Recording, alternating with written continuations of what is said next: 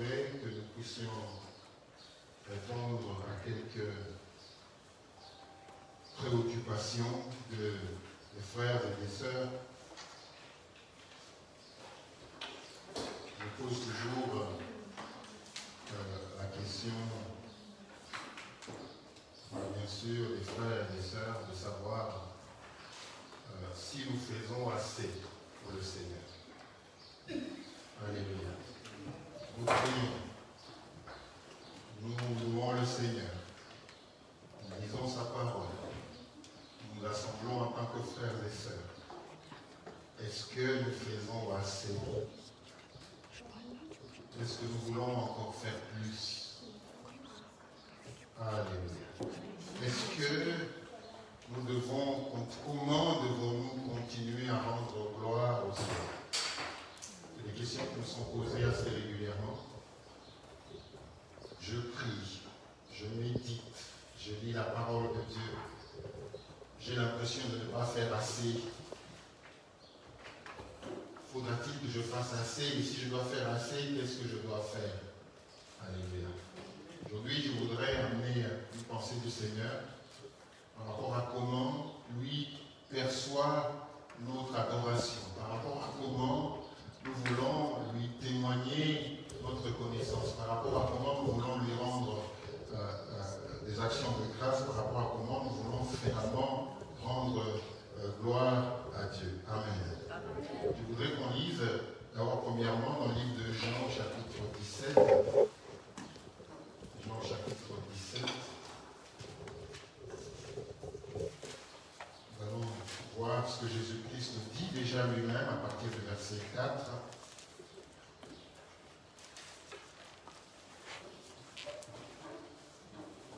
À partir du verset 4 donc, Jean 17. Alors Jésus-Christ dit ceci. Il parle à son Père. Il dit, j'étais glorifié sur la terre. Alors, Jésus-Christ sur la terre avait pris la condition d'un homme. Il dit qu'il s'est dépouillé lui-même. Il a mis de côté la gloire qu'il avait. Il a mis de côté tous les honneurs qu'il avait en tant que Dieu. Il a pris la condition d'un homme. Donc sur la terre, il était venu comme vous et moi. C'est pourquoi, sur la terre, il devait aussi passer par les eaux du baptême.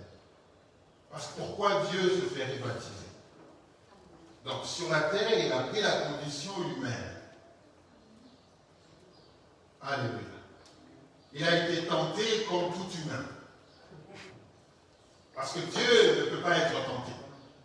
Donc il a été tenté comme tout humain. Il dit, j'étais glorifié sur la terre. Donc tout humain doit glorifier Dieu sur la terre. Tout humain doit glorifier Dieu sur la terre. Mais comment devons-nous ou pouvons-nous glorifier Dieu sur la terre? Jésus-Christ nous dit, j'étais glorifié sur la terre, j'ai achevé l'œuvre que tu m'as donnée à faire. Alléluia. J'ai achevé l'œuvre que tu m'as donnée sur la terre. J'étais glorifié sur la terre. Comment? Parce que j'ai achevé l'œuvre que tu m'as donnée de faire ici sur la terre.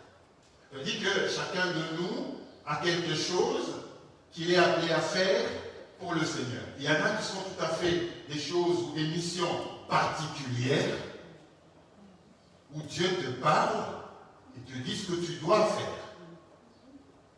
Il y a aussi des œuvres que nous faisons parce que la parole de Dieu nous demande de le faire. Mais il y a des missions tout à fait particulières que Dieu a données à quelques-uns et qu'il continuera à donner à d'autres. Amen. Donc j'étais glorifié sur la terre, j'ai achevé l'œuvre que tu m'as donnée à faire.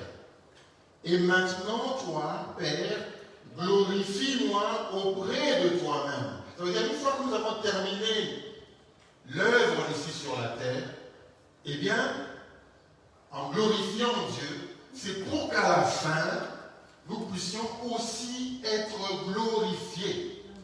Alléluia.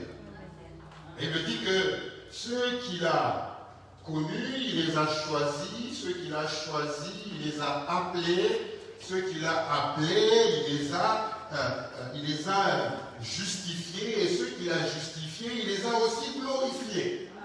Donc finalement, notre finalité en tant qu'enfant de Dieu, dans le ministère ou dans l'œuvre que nous avons offert au Seigneur, envers le Seigneur, c'est qu'en définitive, que nous puissions aussi être glorifiés. Nous comprenons maintenant pourquoi Jésus-Christ dit, j'étais glorifié sur la terre, j'ai achevé l'œuvre que tu m'as donnée à faire, et maintenant, toi, Père, glorifie-moi. Parce qu'après avoir glorifié Dieu, ce qui reste, c'est que Dieu nous glorifie aussi. Alléluia. Donc, glorifie-moi auprès de toi-même de la gloire que j'avais auprès de toi avant que le monde ne soit. Amen. Donc, Jésus-Christ dit que pour lui glorifier Dieu, c'était d'achever l'œuvre qui lui était confiée. Donc c'était d'accomplir le but ou l'objectif de son œuvre. Alléluia. Nous devons, frères et sœurs, aussi entrer en communion avec notre Père, afin que nous puissions avoir cette révélation, parce que le Seigneur voudrait vraiment que nous fassions pour lui. Parce qu'il y a des choses que nous faisons nous-mêmes, pour lui, parce que nous le voulons, parce que nous voulons être actifs dans son œuvre. Mais est-ce que nous nous posons vraiment la question de savoir ce que lui vraiment veut que nous puissions faire pour lui? Alléluia. Ça devient différent. Ça devient différent. Quand Dieu veut que l'on fasse quelque chose pour lui, et quand nous voulons faire quelque chose envers Dieu. Quand c'est notre volonté, ou quand c'est sa volonté. Nous devons toujours nous demander à savoir, est-ce que c'est ma volonté que je voudrais faire envers Dieu? C'est bien, avec une bonne conscience, on peut bien faire des choses pour notre Dieu. Avec une bonne conscience, on peut faire bien des choses. Mais est-ce que, parce qu'on les fait avec une bonne conscience, c'est effectivement ce que Dieu veut que l'on fasse pour lui?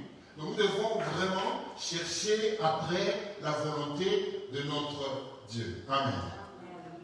Donc, nous devons donc rendre gloire à Dieu. Et je méditais.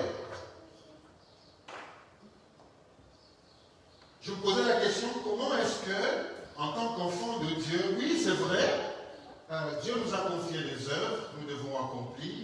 Il y a des buts, chaque vie, chaque personne ici a été appelée de Dieu. Chaque personne ici a un objectif pour lequel Dieu l'a créé ici sur la terre. La Bible nous donne des instructions, la Bible nous donne des directions, mais chacun d'entre nous a un appel. Mon appel n'est pas nécessairement le tien, mais chacun d'entre nous a un appel. Pour que Jésus-Christ arrive à dire, là je pense que j'ai fini. Là je pense que j'ai fini. La mission que tu m'as donnée, je pense que maintenant je l'ai fini. J'ai la paix au cœur que j'ai tout fait. Tout ce que tu m'as dit de faire, je l'ai fait. Il y a ce sentiment-là, frères et sœurs, qui nous habite souvent à toujours penser qu'on n'a pas fait assez.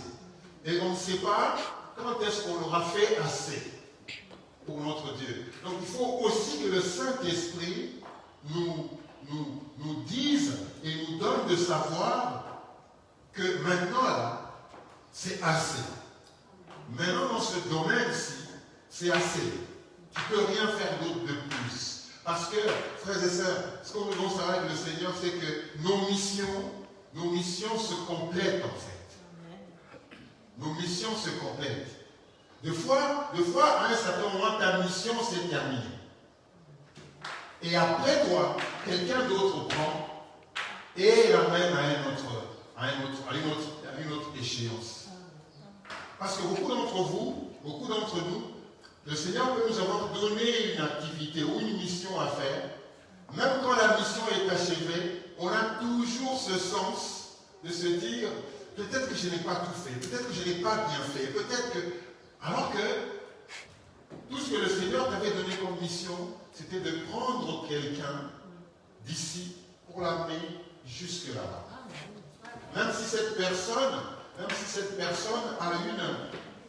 a une destination jusque dans les champs, Dieu t'a peut-être juste pris pour te prendre là et pour t'amener là-bas.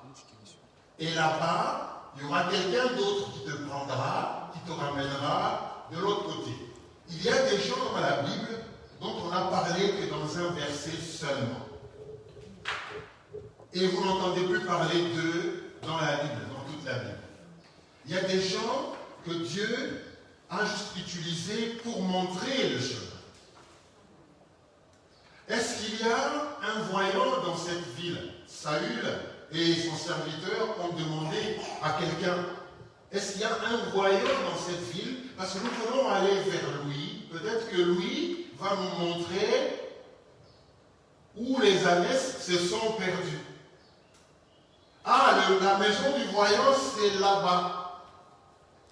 Et puis, vous n'avez plus entendu parler d'eux. Le Seigneur les a utilisés pour montrer le chemin vers le prophète. Et puis, c'était tout. Donc, cette suffisance, cette confiance en Dieu, en l'Esprit de Dieu, de savoir que voilà où s'arrête ce que le Seigneur m'a confié, en attendant qu'il me donne une autre mission.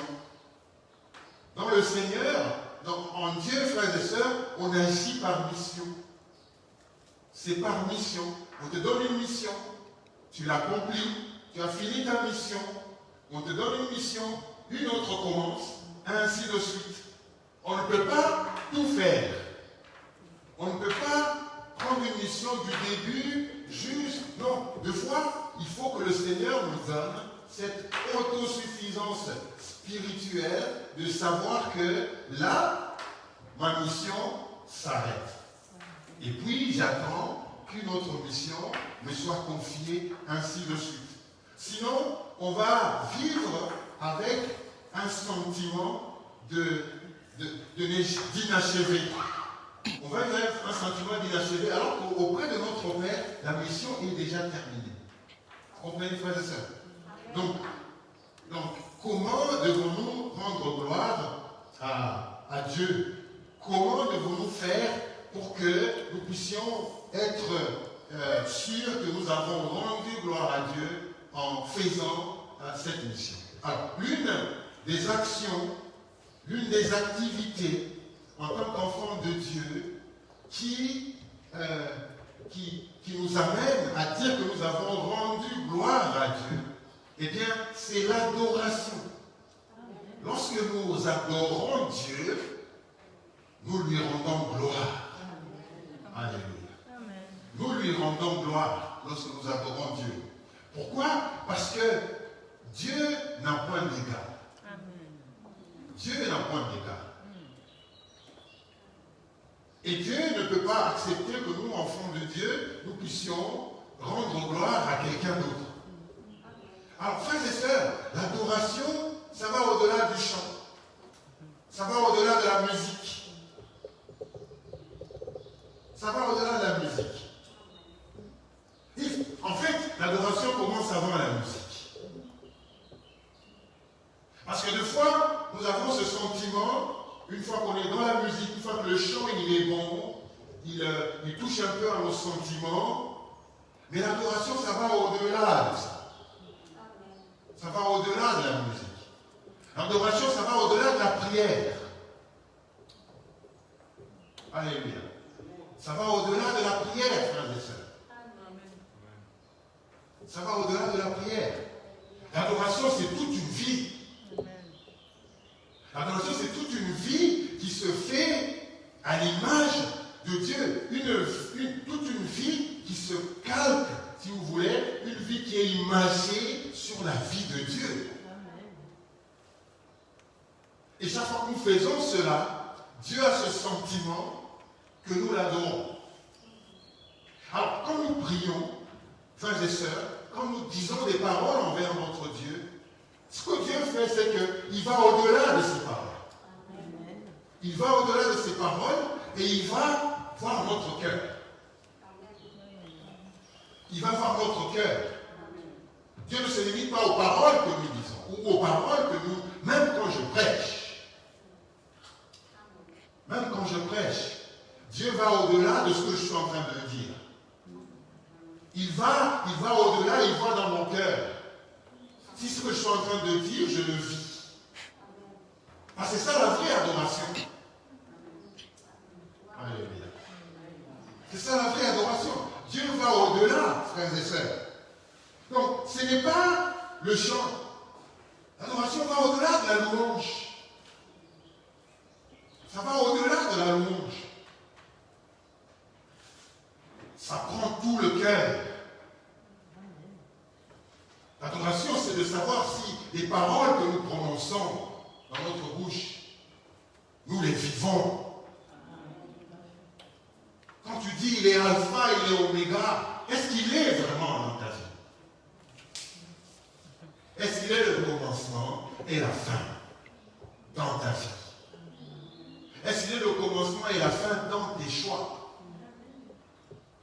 Enfin, ça va au-delà, et ça va au-delà de juste dire tu es alpha. Ça va au-delà de juste dire je chante.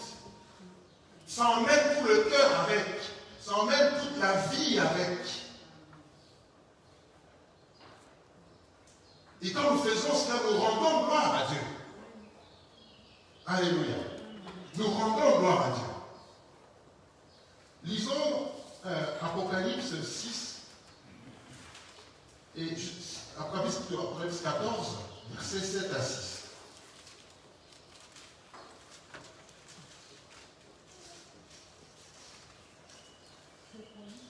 « 7 à 6. 7 à 6.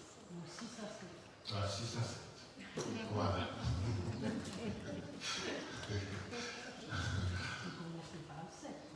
Commençons par le 6. On va mettre ordonné, n'est-ce pas? Alors, donc, Apocalypse 14, verset 6, je lis. Je vis un autre ange qui volait au milieu du ciel. Il avait un évangile éternel pour l'annoncer aux habitants de la terre, à toute la nation, à toute tribu et à toute langue et à tout peuple. Nous y sommes, nous faisons partie, nous ne sommes pas oubliés. Il y a beaucoup de tribus ici, il y a beaucoup de peuples ici, il y a beaucoup de langues ici. Alléluia. Il disait d'une voix forte, craignez Dieu et donnez-lui la gloire. Frère, nous devons donner gloire à Dieu. Amen. Alléluia. Par notre manière d'agir, par notre vie. Alléluia. Donnez-lui gloire. Car l'heure de son jugement est venue. Adorez celui qui a fait le ciel, la terre, la mer et les sources d'eau. Alléluia. Donc, c'est la révélation que l'apôtre Jean a qui nous emmène à donner gloire à Dieu. Mais ça ne doit pas se limiter dans les paroles. Dire, je te donne gloire. Qu'est-ce qu'il y a derrière? Quand tu dis je te donne gloire, qu'est-ce qu'il y a derrière? Qu'est-ce que tu fais derrière? Alléluia. Je te donne gloire. Qu'est-ce que tu fais derrière? Donc, on demande de lui donner gloire. Alléluia. De donner gloire à Dieu. Lisons aussi rapidement Ésaïe 29, verset 13.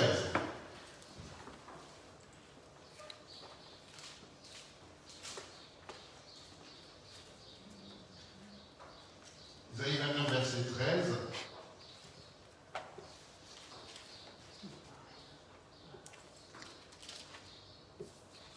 Voilà ce que la parole de Dieu dit. Voilà ce que le Seigneur lui-même dit. Ésaïe 29, verset 13. Voilà. Voilà ce que le Seigneur lui-même dit. Il dit, le Seigneur dit, quand ce peuple s'approche de moi, comment dans la prière, comment dans les célébrations comme ce dimanche, comment dans nos rassemblements, comment quand nous prions dans nos maisons, quand ce peuple s'approche de moi, il m'honore de la bouche et des lèvres. C'est que ce n'est pas faux. On peut honorer le Seigneur de nos bouches et de nos lèvres. On peut parler plus. On peut crier même. Mais le Seigneur veut voir qu'est-ce qu'il y a derrière les paroles. Alléluia. Mais son cœur est éloigné de moi. Et la crainte qu'il a de moi n'est qu'un prétexte de tradition humaine. Frères et sœurs, je peux vous donner aussi un verset dans le Nouveau Testament. Allons-y. On va prendre Matthieu 15, verset 8. Matthieu 15, verset 8.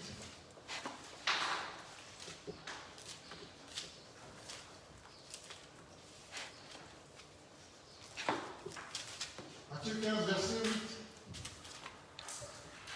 Pareil. Ce peuple m'honore des lèvres, mais son cœur est éloigné de moi. Car en vain qu'il m'honore en enseignant des préceptes qui sont des commandements d'homme.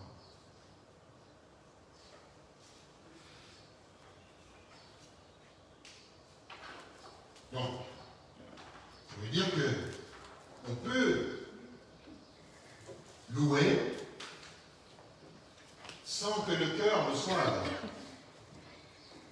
On peut prier sans que le cœur ne soit avec. On peut sembler être très efficace, mais sans que le cœur ne soit avec, frères et sœurs. Sans que le cœur ne soit avec. Donc, chaque fois que nous aurons une adoration sincère, chaque fois que nous allons adorer à partir de notre cœur, chaque fois que nos paroles seront soutenues par une attitude de notre cœur, frères et sœurs, Dieu va sentir que là il y a le vrai. Là, il y a la vérité. Là, vraiment, on m'adore et j'aime être là. Vous imaginez qu'on peut, frères et sœurs, exceller en belle musique. On peut exceller en belles paroles. On peut exceller avec des bons sons. Mais auprès du Seigneur, il a l'impression qu'on est superficiel. Il a l'impression que ça ne vient pas vraiment de notre cœur. Que dans les cœurs, il y a encore des choses. Frères et sœurs. Donc, rendre gloire à Dieu, c'est vraiment l'adorer. Et c'est l'adorer comme lui, il veut. C'est l'adorer selon sa volonté. On a demandé à Jésus-Christ en lui disant, quel est le plus grand commandement? Il a dit, tu aimeras le Seigneur, ton Dieu, de tout ton cœur, de toute ton âme, de toutes tes forces. Donc, tout ce que nous faisons, frères et sœurs, tout ce que nous faisons par amour pour Dieu, tout ce que nous faisons par amour pour Dieu est un moment d'adoration. Tout ce que nous faisons par amour pour lui, c'est différent. C'est différent de faire juste quelque chose pour Dieu. Mais tout ce que nous allons faire, parce que nous l'aimons, c'est-à-dire qu'il ne dépendra pas de circonstances extérieures, qui ne dépendra pas des traditions humaines. Parce qu'il y a beaucoup de traditions humaines dans nos interactions. Parce que l'humain nous accompagne. Nos sentiments nous accompagnent. Nos émotions nous accompagnent. Mais tout ce que nous ferons par amour pour Dieu, si tu chantes par amour pour Dieu, c'est différent de chanter par amour pour Dieu et de chanter parce que j'aime chanter. C'est différent. C'est différent. Faire quelque chose par amour pour Dieu, c'est différent de faire quelque chose parce que j'aime. Parce que quand tu fais quelque chose parce que tu aimes, c'est d'abord pour te plaire à toi. C'est selon tes exigences. C'est selon tes préférences. Mais quand tu commences à faire quelque chose pour Dieu, ça serait de savoir comment est-ce que lui, il aime qu'on le fasse. Comment est-ce qu'il aime qu'on le fasse? C'est différent, frères et sœurs. C'est-à-dire qu'on peut être dans le service du Seigneur, mais superficiellement, selon nos préférences, selon nos traditions, selon nos coutumes. Parce que si je te dis, je te rencontre, je dis, ah tu sais, je te loue aujourd'hui. Puis dis encore, je te loue aujourd'hui. Ah, moi, tu vas savoir, mais quand tu dis je te loue, qu'est-ce que vraiment tu veux dire? Qu'est-ce qui est derrière ça? Qu'est-ce qui est derrière ça? Donc, faire quelque chose parce qu'on aime Dieu et quelque chose parce qu'on aime, c'est différent et ça n'a pas la même signification envers notre Dieu. Alléluia. Ça n'a pas la même signification. Donc, nous rendons gloire à Dieu quand nous l'adorons. Je vais vous inviter à ouvrir vos Bibles, frères et sœurs. Allons dans le livre de... Essayons Matthieu 11. Matthieu 11, verset 27, je vais voir ce que ça dit.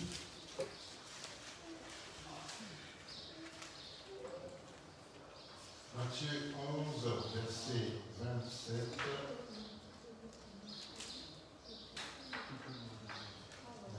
Matthieu 11.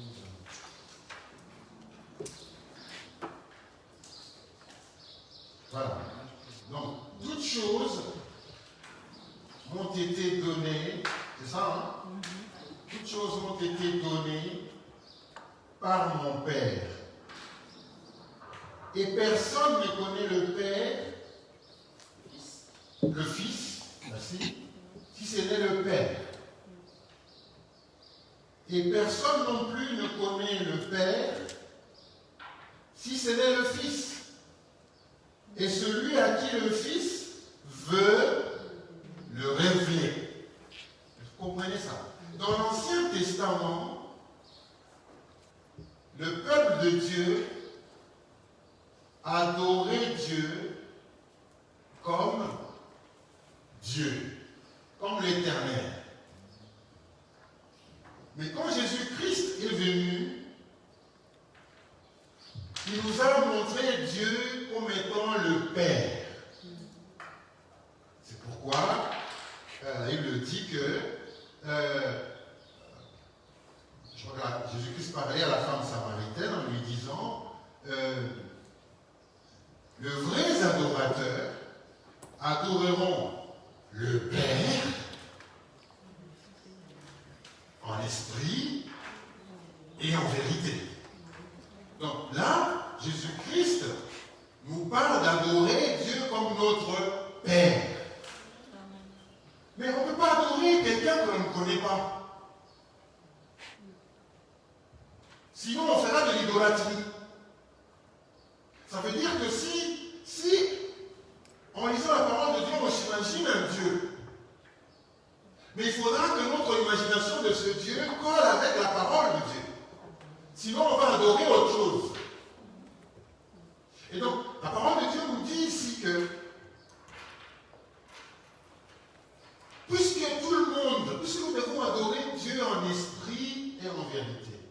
Il a même dit, vous adorez quelque chose que vous ne connaissez pas. Mais nous adorons un Père que nous connaissons. Ça veut dire qu'on ne peut pas adorer quelqu'un que l'on ne connaît pas. Alors je ne dis pas de connaître par la bouche, juste parce qu'on a eu la Bible et on connaît Dieu. Il y a des gens quand on les rencontre, la première fois on les a vus, quand nous les revoyons, nous avons l'idée, de qui nous connaissons. Là, je l'ai rencontré à tel endroit, lorsque j'ai vu Jean-François ce matin, je lui ai dit, je le connais, je l'ai déjà rencontré. J'ai dit, je l'ai déjà rencontré. Donc ça veut dire qu'en cours de route, je vais le rencontrer, là, je l'avais déjà vu. Mais cela ne veut pas dire que je le connais. Parce que le connaître, c'est connaître sa vie, c'est avoir passé du temps ensemble avec lui, c'est avoir pris le temps de discuter, c'est le connaître dans ses moments de faiblesse, c'est le connaître dans ces moments où il est le plus fort, c'est le connaître. Voilà, ça on peut dire que l'on connaît quelqu'un. Il y a des gens qui ont fait connaissance avec Dieu et puis ça s'est arrêté là. Et chaque fois qu'ils en parlent, pour avoir rencontré quelqu'un une fois, il suffit que cette personne m'ait impressionné par quelque chose, eh bien je peux parler de cette personne, même des années après, sans l'avoir connu vraiment, sans avoir vraiment passé du temps avec lui, mais je peux parler de quelqu'un par rapport aux souvenirs que j'ai de cette personne. D'ailleurs, je peux même parler de quelqu'un alors que je ne le connais pas. Parce que je l'ai vu, une fois, je l'ai vu à la télé. Quelqu'un m'a parlé de lui. Mais quand Jésus-Christ parle de connaître le Père et celui en qui il a révélé, ça veut dire que c'est plus profond que ça. C'est plus profond que ça. Toutes choses m'ont été données par mon Père et personne ne connaît le Fils si ce n'est le Père. Et personne non plus ne connaît le Père si ce n'est le Fils et celui à qui le Fils veut le révéler. Est-ce que ça veut dire qu'il y aurait un moment où le Seigneur Jésus-Christ ne voudra pas nous révéler qui est son Père? Les mots de la parole de Dieu, frères et sœurs, sont deux fois durs. C'est-à-dire que pour connaître Christ, pour connaître le Père, il faudrait que Christ nous le révèle. Et donc, pour adorer Dieu comme Père, nous devons avoir cette révélation-là. Nous devons avoir cette révélation-là de qui il est vraiment. Qui il est vraiment. Quand je te dis, qui Dieu est vraiment pour toi? Si c'est une question qu'on nous pose, qui et réponds sincèrement dans ton cœur. Réponds sincèrement dans ton cœur. Tu vas me parler de l'expérience que tu as eue avec Dieu.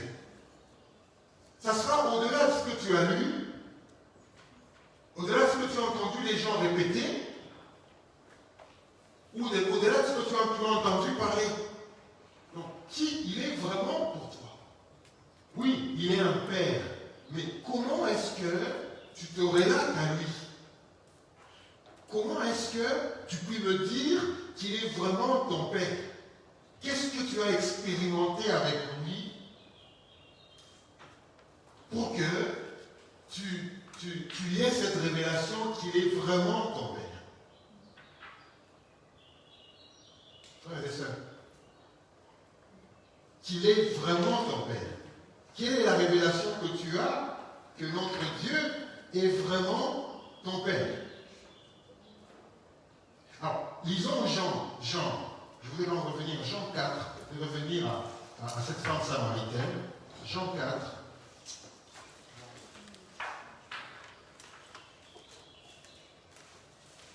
Jean 4, nous allons lire à partir du verset 19.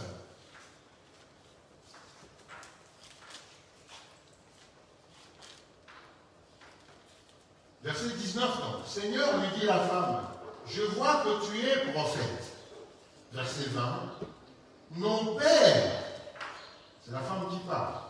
nos pères ont adoré sur cette montagne. Et vous dites, vous, que le lieu où il faut adorer est à Jérusalem. Femme, lui dit Jésus, crois-moi, l'heure vient où ce ne sera ni sur cette montagne, ni à Jérusalem, que vous adorerez le Père. Vous adorez ce que vous ne connaissez pas. Parce qu'il faut une connaissance, il faut une communion, une bonne adoration. Elle est bonne l'adoration lorsque nous connaissons qui nous adore. Lorsque nous avons une connaissance personnelle de cette personne.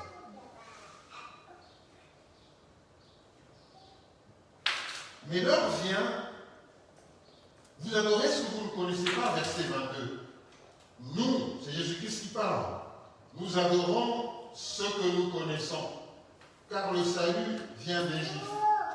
Verset 23. Mais l'heure vient, elle est déjà là, elle est déjà venue, où les vrais adorateurs adoreront le Père. Adoreront le Père en esprit et en vérité. Car ce sont là les adorateurs que le Père demande. Il y a un type d'adorateur, il y a un type d'adoration qui plaise à Dieu. Il y a un type d'adorateur, frères et sœurs. On peut tous prier, on peut tous parler, on peut tous œuvrer, ainsi de suite. Mais il y a un type d'adorateur que le Seigneur aime. Ceux qui l'adorent en esprit et en vérité. Je disais, c'est-à-dire que ce Père que tu connais, ou qui t'a été révélé par rapport à la parole de Dieu, c'est ça la vérité en fait.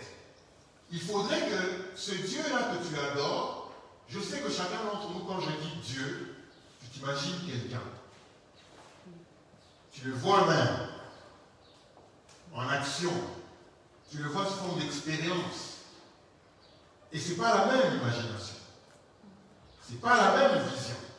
Quand je parle de Dieu à l'Assemblée ce matin, chacun a une expérience de Dieu. Chacun a même une vision de Dieu. Chacun peut décrire. Moi, quand on parle de Dieu, moi je vois ça. Mais quel que soit ce que tu vois, il faudrait qu'il soit en rapport avec la parole de Dieu. Il faudrait qu'il ait cette imagination ou cette vision que tu as. Il faudra que cette vision soit calquée sur la vérité de la parole de Dieu. Parce que si ça ne représente pas la vérité de la parole de Dieu, ça devient de l'idolâtrie parce qu'il n'est pas Dieu. Frères et sœurs. Donc, nous adorons quelqu'un que nous connaissons. Mais vous adorez ce que vous ne connaissez pas. Nous adorons ce que nous connaissons. Mais l'heure vient, elle est déjà venue, où les vrais adorateurs adoreront le Père en esprit, dans leur cœur. Ce n'est pas des lèvres. Ce n'est pas des lèvres. Ce n'est pas des actions. Mais il faudrait qu'il y ait de la substance. Il faudrait qu'il y ait de l'amour, il faudrait qu'il y ait de la communion. Il faut que tout ce que nous faisons soit motivé par l'amour pour Dieu. Même quand je prends le balai pour nettoyer la salle ici à l'hôtel, on l'appelle la salle. Mais dans notre nous, on appelle ça le temple. Parce qu'on est là. Et donc c'est différent, frères et sœurs. C'est différent quand un travailleur de l'hôtel vient prendre un balai pour nettoyer cette salle. Et quand toi tu prends le balai pour nettoyer cette salle, parce que pour toi c'est le temple de Dieu. Pour toi c'est le temple de Dieu. Même quand tu prends une chaise qui était mal placée là, tu la mets, tu la poses bien, tu sais pourquoi tu le fais. Tu ne fais pas juste parce que non, moi j'aime de l'ordre, ainsi de suite. Tu sais pourquoi tu le sais. Tu sais que là, les autres ils appellent ça salle de conférence. Mais pour nous, en ce moment où nous sommes là, c'est le temple. C'est le temple. Et donc en tant que tel, nous devons révérer ce lieu. Nous devons avoir de la révérence pour ce lieu pendant le moment où nous sommes là. Parce que ce n'est plus pendant cet instant-là, c'est le temple.